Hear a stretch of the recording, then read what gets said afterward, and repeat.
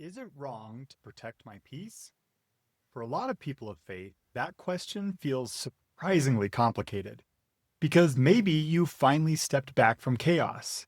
You set a boundary, you stopped engaging in constant conflict. You created some distance, and for the first time in a long time, you feel calmer, lighter, more stable, maybe even peaceful. But instead of simply feeling relief, you feel guilty because you wonder, am I being selfish? Have I become too guarded? Would Jesus want me to tolerate more? Am I protecting my peace or avoiding hard things? And maybe the hardest question of all, why does peace feel wrong? My name's John LaFron, and I'd like to welcome you to Cleave Answers, where we give clear, faith-grounded answers to the hardest questions about family, boundaries, estrangement, reconciliation, and of course, healing. And today we're talking about this question: is it wrong to protect my peace?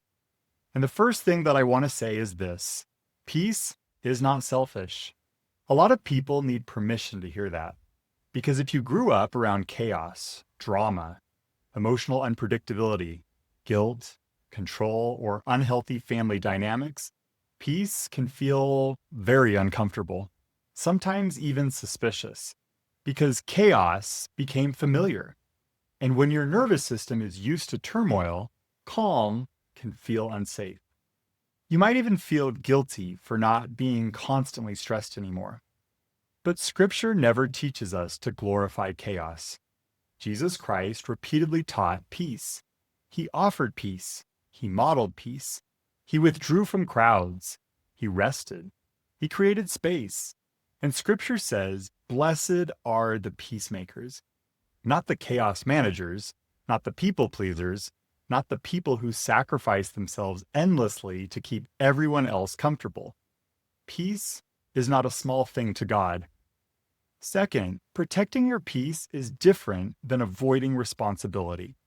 We have to be really careful here because sometimes people hear boundaries and assume you're just avoiding hard things. But healthy peace is not avoidance. Healthy peace does not mean you never have difficult conversations. It does not mean you ghost people. It does not mean you refuse accountability. It does not mean you isolate yourself from discomfort.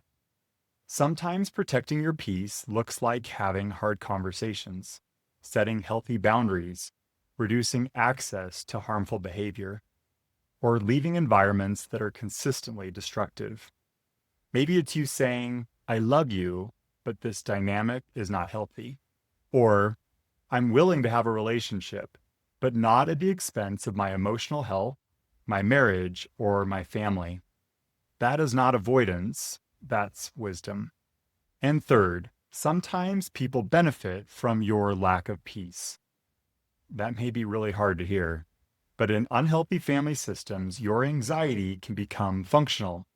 Your over-explaining, your guilt, your emotional exhaustion, your constant availability, your inability to disappoint anyone.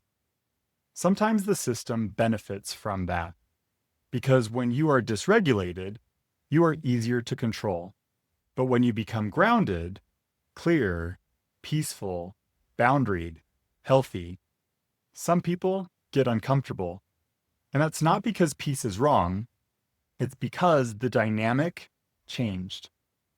You are not playing the same role anymore. And I want to be really careful here. Protecting your peace should not become selfishness. It should not become emotional avoidance.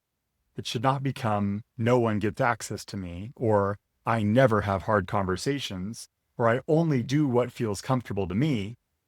Sometimes love requires sacrifice, and sometimes growth is uncomfortable. Sometimes God asks us into hard conversations.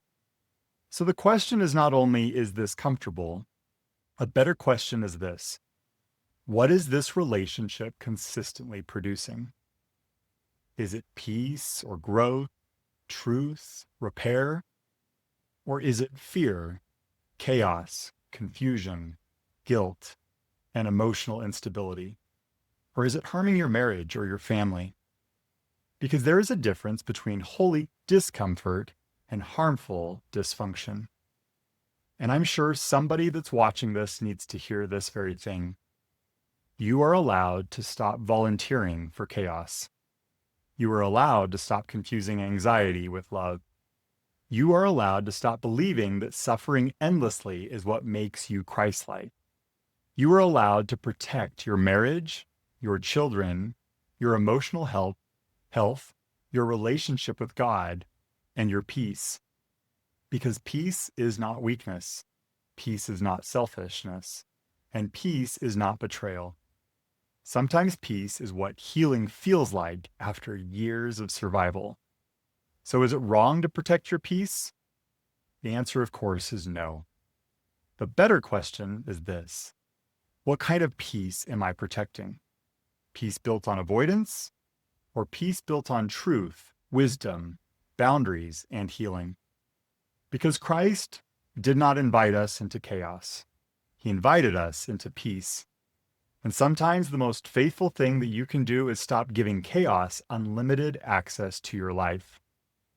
If this video gave you clarity, please subscribe to this channel for more Cleave Answers, where we talk about faith, family boundaries, estrangement, reconciliation, and of course, healing.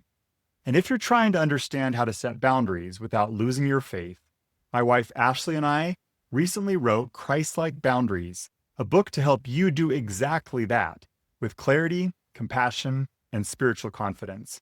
You can find Christ-like Boundaries through the link below. And in the next Cleave Answers video, we'll answer another question we hear all the time.